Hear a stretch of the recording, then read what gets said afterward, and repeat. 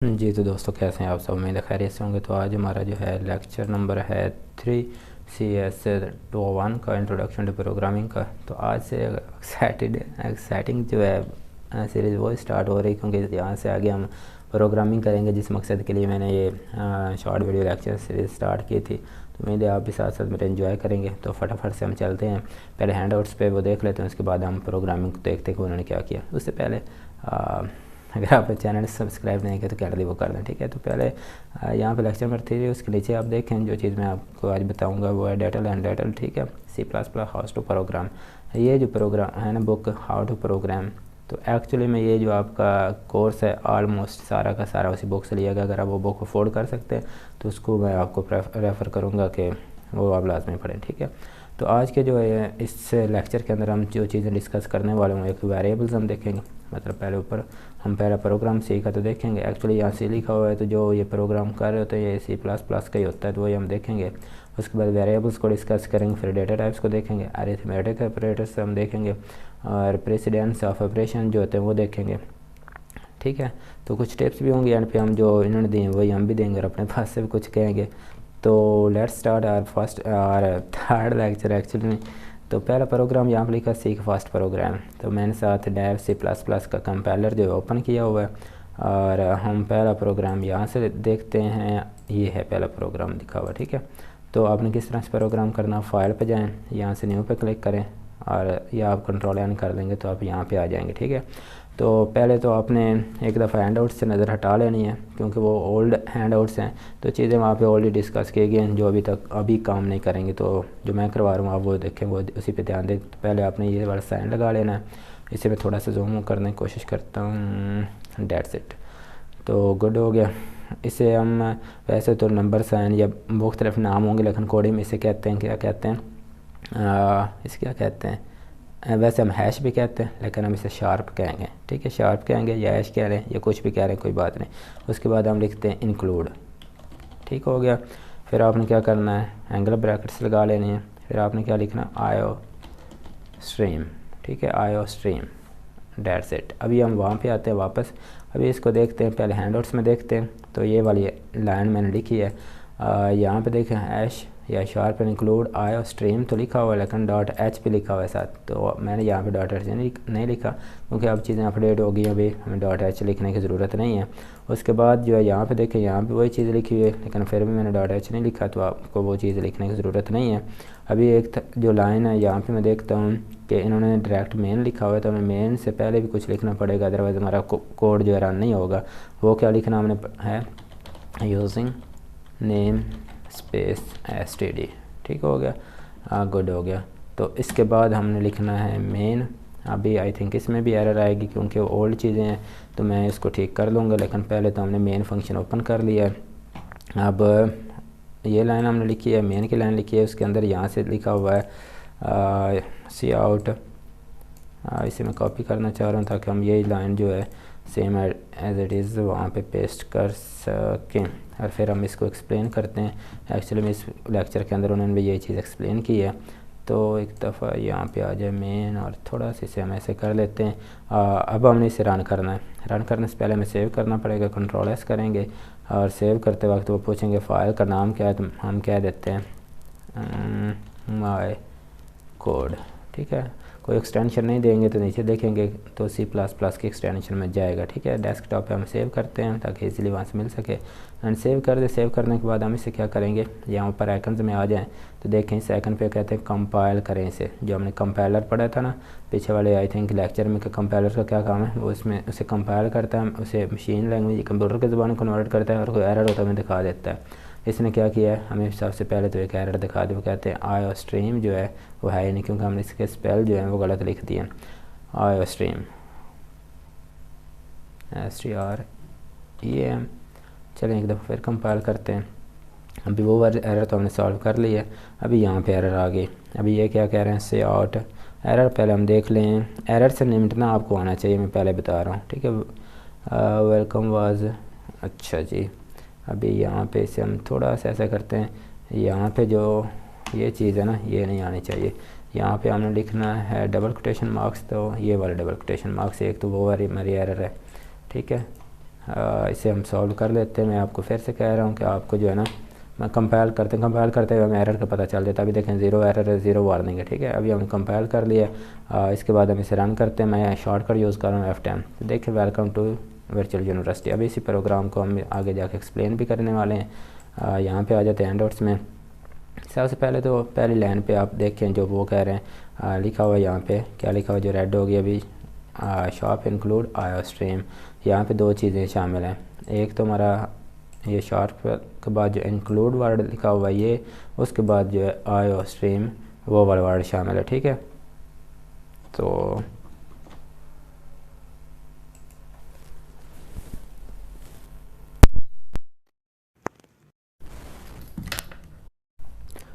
Sorry for interruption.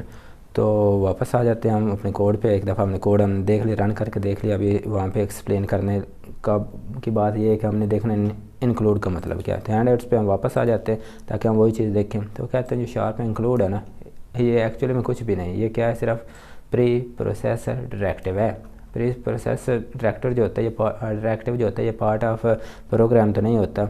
इसने सिर्फ compiler को बताना है कि उसकी इंस्ट्रक्शन क्या है, उसे क्या करना है, ठीक है। जी हाँ, यहाँ पे भी ये चीज़ लिखी है, टेल्स द सी कंपाइलर और C++ compiler to include the content of a file in the case the system file iostream.h, ठीक है। इस केस के इसकी सूरत में वो क्या कहता है कि जो कंटेंट है उसको शामिल करें, ठीक हो गया। इसका इतना सही काम है। उसके बाद है iostream.h।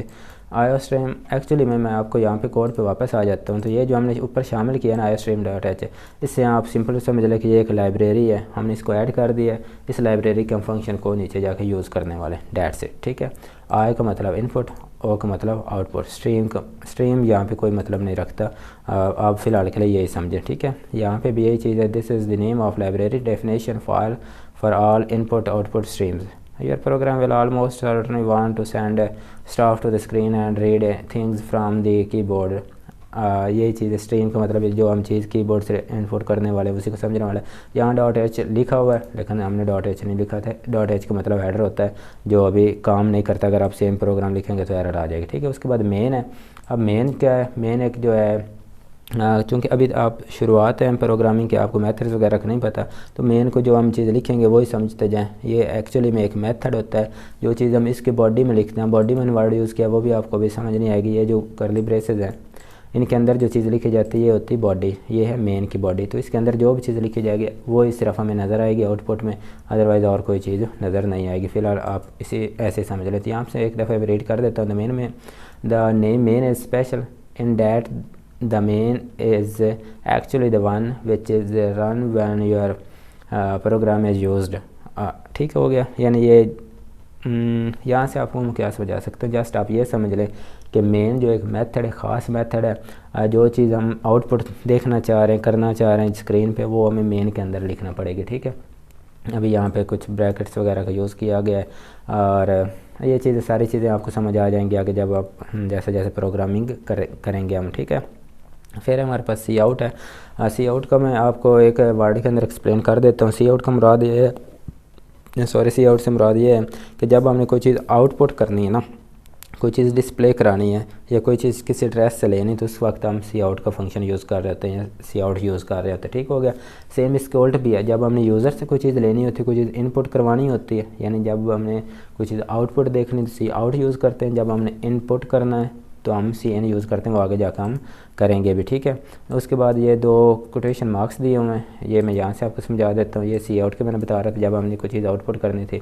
तो उसके बाद ये जो कोटेशन मार्क्स हैं ये कब यूज़ करते हैं, जब हमने कोई चीज़ एज इट इज़ शो करवानी है ना, तो हम कोटेशन मार्क्स के अंदर लिखते हैं, ठीक है। जैसे वेलकम टू वर्चुअल यूनिवर्सिटी यहाँ पे लिखा हुआ है, तो जैसे अगर हमने ये सेम टू सेम आउटपुट लेने ना, जैसे कि यहाँ मैं इसे रन करके देखता हूँ तो यहाँ पे देख सेम लिखा वर्चुअल यूनिवर्सिटी, तो इसके लिए हम डबल क्यूट्स यूज़ करते हैं। अगर हम डबल क्यूट्स नहीं यूज़ करते तो उसका एक सेपरेट मतलब होता है, वो आगे जाके हम देख लेंगे, ठीक हो गया।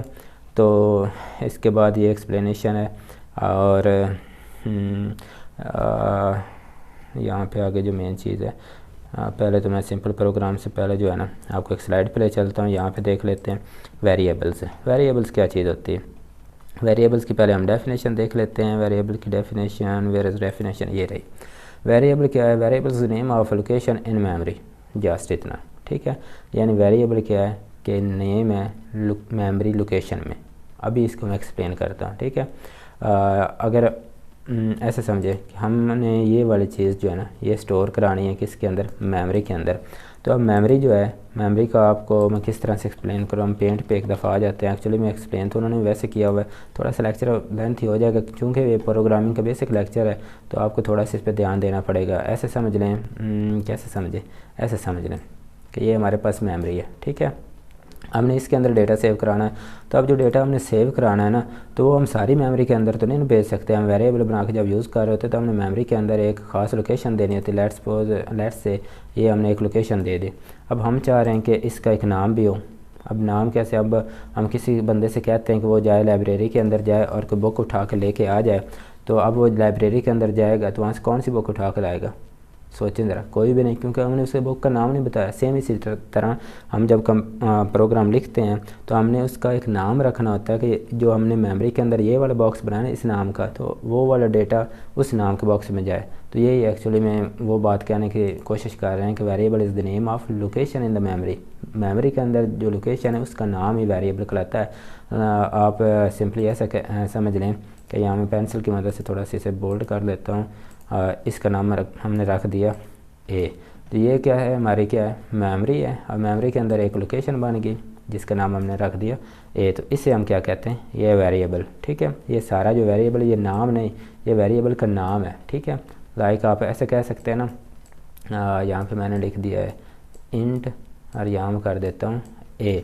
अब क्या है कि इंट, ये आगे हम देखेंगे कि ये इंट क्या है, ठीक है। ये एक्चुअली में डेटा टाइप है। ये ए जो है ये वेरिएबल का नाम है। तो अभी आई थिंक आप समझ गए होंगे। अभी भी आपको समझ नहीं तो आप कमेंट करके मुझसे पूछ सकते हैं कि वेरिएबल क्या है। Variable is the name of location in the memory. ये आप ज़हन में बात बिठा लें, ठीक हो गया। अभी हम वापस एक दफ़ा चलते ताकि हम वेरिएबल को और ज़्यादा एक्सप्लेन कर सकें। ये चीज़ है, ऐसे समझना वेरिएबल क्या है, ये एक लोकेशन है जो मेमोरी के अंदर है, ठीक हो गया। ऐसे समझना कि या एक चीज़ जो मैं एक्सप्लेन, अभी वीडियो थोड़ी लेंथ ही हो रही, लेकिन आप चीज़ समझने की कोशिश करें जो मैं आपको समझा रहा हूँ। वेरिएबल एक्चुअली में है क्या कि ऐसे समझ लें हमारी मेमोरी को आप एक घर से वो कंपैरिजन करने के एक घर है। अभी घर के अंदर किसी को अगर हमने भेजना है या किसी को हमने किसी घर का एड्रेस देना है या किसी ख़ास कमरे के अंदर चीज़ भेजनी, तो हम क्या कहते हैं उसे, अब फ़र्ज़ किया हमारे पास नौकर है तो उसे हम क्या कहेंगे, कोई बुक देते हैं कि ये भाई बुक लो रखो। अब वो क्या करेगा, किधर जाएगा, उसे हमने बताना भी तो है ना कि ये लाइब्रेरी में जाना है, फ़लाँ रूम में जाना है, फ़लाँ रूम में जाना है। तो वो जो ख़ास रूम ख़ास नाम से बना होता है उसे हम वेरिएबल कहते हैं, ठीक है। आई थिंक आप अंडरस्टैंड कर गए होंगे। अभी ज़्यादा टाइम इधर मैं नहीं लगाऊंगा क्योंकि फिर हमारी वीडियो लेंथ ही हो जाती है और आप कहते हैं कि इतना लंबा, तो हम वही देख लेते हैं जो वर्चुअल कवर था। तो यही चीज़ बता रहे हैं, pick of memory like name of the variable. ये सारी मेमोरी है जिस तरह बॉक्स बना हुआ है।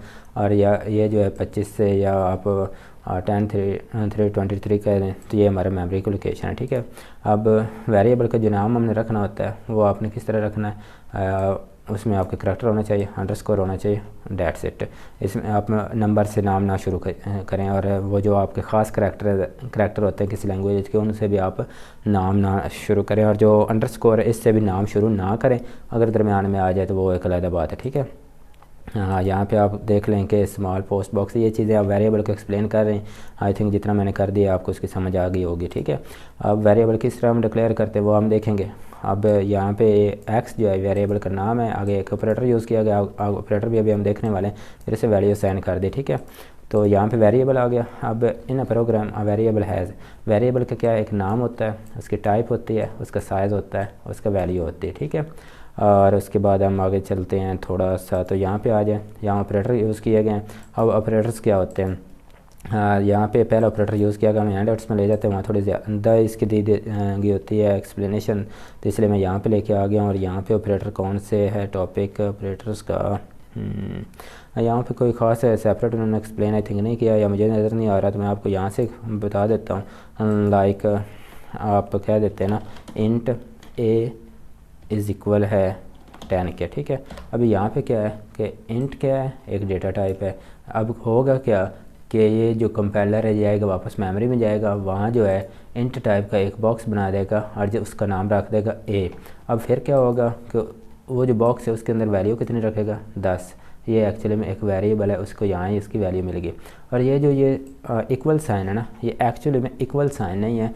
इक्वल जब प्रोग्रामिंग में करते हैं तो उसका एक अलग मतलब होता है और अलग तरह से यूज़ होता है। ये होता है असाइनमेंट ऑपरेटर। असाइनमेंट ऑपरेटर का मतलब क्या होता है कि इसके जो लेफ़्ट साइड पे नाम है ना, जो लोकेशन का नाम है, और इसके जो राइट साइड पे वैल्यू है, ये क्या करता है, राइट साइड से वैल्यू लेता है और लेफ़्ट साइड वाले को असाइन कर देता है, यानी उसके अंदर जाके रख देता है। ये असाइनमेंट ऑपरेटर का काम होता है, ठीक है। अब सेम इसी तरह हमारे पास प्लस ऑपरेटर होता है, इंक्रीमेंट ऑपरेटर होता है, डिक्रीमेंट ऑपरेटर होता है, लेस देन होता है, ग्रेटर देन होता है, बहुत सारे ऑपरेटर्स होते हैं और आप आगे जैसे जैसे यूज़ करेंगे उनकी समझ आ जाएगी। मैं इतनी जल्दी से इसलिए बोल रहा हूँ क्योंकि टाइम ज़्यादा हो रहा है ना, तो आप लोग फिर बोर हो जाते हैं। असाइनमेंट ऑपरेटर यहाँ पे मैंने आपको एक्सप्लेन उसको कर दिया है कि ये देख लें x+3। अब यहाँ असाइनमेंट ऑपरेटर है y+4, तो ये गलत चीज़ है, ये जो है रॉन्ग है, क्योंकि ये असाइनमेंट ऑपरेटर है, इक्वल ऑपरेटर नहीं है, ठीक है। यहाँ उसको उन्होंने बताया कि इसके एरर्स क्या हो सकती हैं। उसके बाद आपका ये एक्चुअली में उन्होंने ठीक बताया कि x के अंदर 10 वैल्यू असाइन हो जाए और x के अंदर 30 वैल्यू असाइन हो जाए, तो ये चीज़ एक्सप्लेन यहाँ पे कर रहे हैं। और उसके बाद आपका आ गया है इंक्रीमेंट ऑपरेटर, जैसे कि x के अंदर वैल्यू कौन सी है, जो x की पहली वैल्यू है उसमें एक प्लस हो के x के अंदर आ जाए, ठीक है। और इसके बाद हमारे पास और क्या चीज़ है, डेटा टाइप्स है। डेटा टाइप्स जो होती हैं ये काफ़ी सारी होती हैं। आई थिंक यहाँ पे कहीं होगा तो मैं कोशिश करूँगा, तो यहाँ पे नहीं है, तो यहाँ पे मैं आपको बता देता हूँ। जैसे कि मैंने इंट डेटा टाइप बता दी, उसके बाद आपके इंट डेटा टाइप होता है होल नंबर्स के लिए, ठीक है। होल नंबर्स जो होते हैं पॉजिटिव नंबर्स के लिए आप कह सकते हैं। उसके बाद ये इंट जो होता है ये साइंड इंट और अनसाइंड इंट होता है, तो वो जब जैसे जैसे हम प्रोग्राम करेंगे तब कर लेंगे। अभी जल्दी जल्दी मुझे ये टॉपिक कवर करना वीडियो, क्योंकि कोशिश करूँगा 20 मिनट से छोटी हो। तो हमें फ्लॉट डेटा टाइप होता है। फ्लॉट के अंदर हम कौन से नंबर सेव कर सकते हैं, जो पॉइंट वाले होते हैं, ठीक है, लाइक ऐसे। उसके बाद हमारे पास डबल होता है, ठीक है। तो डबल के अंदर भी आप पॉइंट वाले नंबर सेव कर सकते हैं, लेकिन इसमें एक चीज़ है जो बाद में आप समझ जाएंगे कि डबल और फ्लॉट में क्या फ़र्क है, ठीक है। हो गया, गुड हो गया। तो उसके बाद एक चीज़ और आती है, करैक्टर डेटा टाइप होता है। इसे हम 4 लिखते हैं, इसके अंदर हम ऐसे लिखते हैं, ठीक है, ग्रेट हो गया। और एक चीज़ और, हर जो स्टेटमेंट है वो एंड होगी सेमीकोलन पे, ठीक है, दैट्स इट। ये हमारे डेटा टाइप होते हैं। अब डेटा टाइप वो पहले मैं आपको काफ़ी टाइम दे चुका हूँ। उसके बाद हमारे पास एक सिंपल प्रोग्राम दिया हुआ है, हाँ, जो सैम्पल के तौर पर प्रैक्टिस यहाँ पे दिया गया। यहाँ पे क्या है, इसी प्रोग्राम को अगर हम कॉपी कर लें तो देखते हैं चलता है कि नहीं चलता है। अगर ना चला तो कोई बात नहीं, हम इसके एरर सॉल्व कर लेंगे, लेकिन ये टाइम तो थोड़ा बच जाएगा ना। अभी होगा क्या कि यहाँ पर मैं सारा कोड हटा रहा हूँ, उसे यहाँ पेस्ट कर रहा हूँ। अभी इसको ये डायरेक्ट नहीं चलेगा। अभी देखो मैंने डायरेक्ट वो प्रोग्राम ले लिया ना, तो एक दफ़े से हम कंपाइल करके देखते हैं। देखिए आगे ना एरर, क्यों एरर है, अब नीचे एरर पे आ जाए। अब देखते हैं IOStream.h ऐसी कोई डायरेक्टरी है ही नहीं, तो यहाँ से हमें h जो h से हटाना पड़ेगा। फिर से हम कंपाइल कर देते हैं। अभी फिर भी एरर है। अभी क्यों एरर है, अभी क्यों एरर है।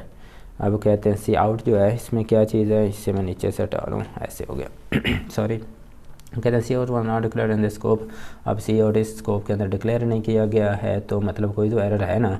तो उसके बाद सी आउट लेस देन। अभी इसमें गलती क्या है, इसमें गलती एक है, बताएं क्या गलती है, सॉरी, इसमें बताएं क्या गलती है भला।